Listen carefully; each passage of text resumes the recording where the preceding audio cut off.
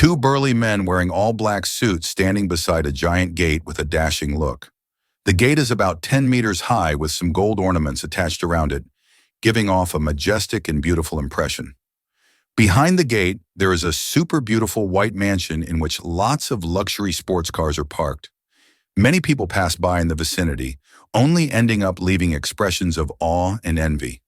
How is it not? Those within it were one of the richest families in Cernal City, the Asfort Great family. At this time, the drizzle suddenly came, causing one of the burly men to take long steps to get an umbrella in the small room at the far side of the gate. However, his steps had to be stopped when he saw a man with a wrecked bicycle heading towards the gate. The burly man then stayed where he was while keeping his hands behind his back. He waited for the man to arrive in front of him, even though the drizzle was slowly getting heavier, wet his expensive black shirt. In fact, other burly men also chose to do the same when they saw the man on the bicycle. "Good afternoon, sir. Is Mrs. Manier in?" asked the man on the bicycle after arriving in front of the first burly man. On his face, there were several bruises, and his appearance was very messy. If other people saw and judged him, they would say that his occupation was that of a beggar or a delinquent. "I'll ask first, Mr. Lein." The burly man then entered the white room at the far side of the gate. After a while, he came back and saying, "Sorry, Mr. Lein, Mrs. Manier doesn't want to see you." Hearing that, Lein couldn't hide his disappointed face. Even though he could have guessed this outcome, it still hurt to find out that was what happened. "Couldn't Mrs. Manier give me a moment? My mother is very ill. I'm not even sure if she will be able to survive today. Please tell to Mrs. Manier I need her help," said Lein with a pitiful face. He had no other hope but to seek help from them, family from his father.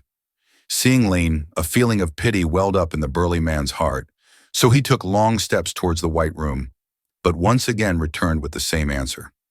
"This damn family is indeed heartless. What did Mrs. Manier say to make her not even want to meet me?" Lein naturally did not want to give up. His mother's life was on the edge. Even if Mrs. Manier asked him to kiss her feet, Lein would gladly do it if it was for his mother's sake. "Sorry, Mr. Lein, I can't." The burly man's voice suddenly stopped as the giant gate slowly opened.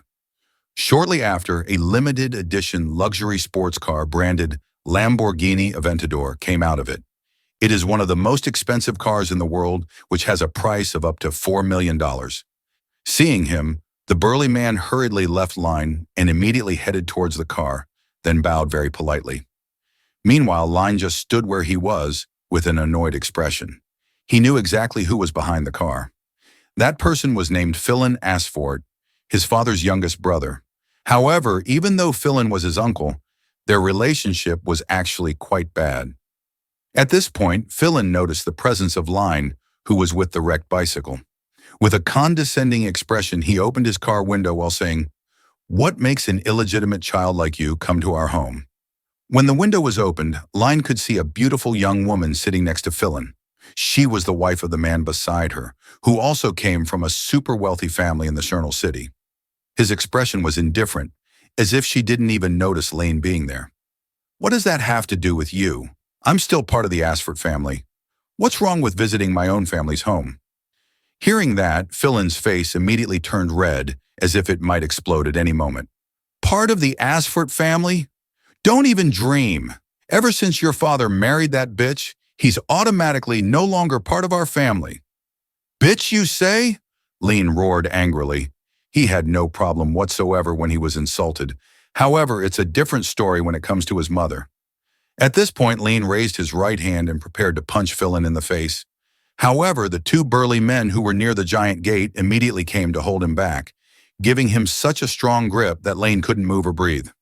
"This bastard wants to beat me? Guards, kick him out of here and make sure not to have him coming again in the future," Philin said as he looked at Lein's face with disdain. His nature is very similar to his filthy mother. Meanwhile, even though they felt sorry for Lein, but keeping their jobs came first.